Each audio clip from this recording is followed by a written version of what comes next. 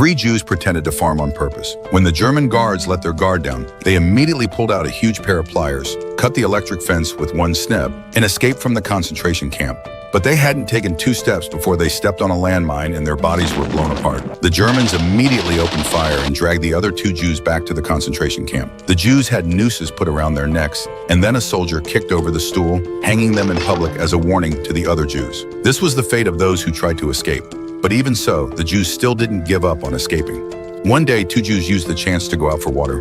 They suddenly turned around and knocked out a German guard with a bucket, then kicked his throat, grabbed the rifle off the ground, and fled into the depths of the forest. The other Jews working outside saw this and seized the opportunity to run in different directions, trying to climb over the barbed wire to escape. Fortunately, the German guards caught up in time and grabbed the Jews. In the end, none of the Jews managed to escape. They were all dragged back to the concentration camp. This completely enraged the German officer.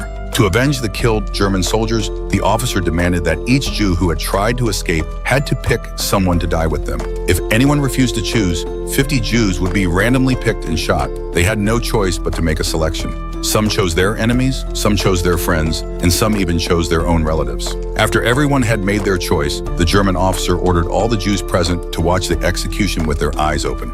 Then the German soldiers set up their machine guns and shot the group of Jews who had tried to escape, completely crushing any hope of escape. Until this day, a group of Soviet prisoners of war arrived. They were shouting loud slogans and marching in neat rows, giving the Jews new hope of escape. That night, the Jews immediately found the Soviet POW captain and asked him to lead them in a prison break. The captain, who was also unwilling to remain a prisoner, this time he came up with a bold idea. Since direct escape wasn't working, they would take the initiative, kill the German officer in the concentration camp, and then start a rebellion to take over the camp. The first step was to take out the Jewish foreman to prevent him from informing the Germans. After several of them overpowered the Jewish foreman, they immediately started punching his stomach until he died. Then they cut the camp's communication wires and made a bunch of daggers out of sheet metal, launching a thrilling escape attempt.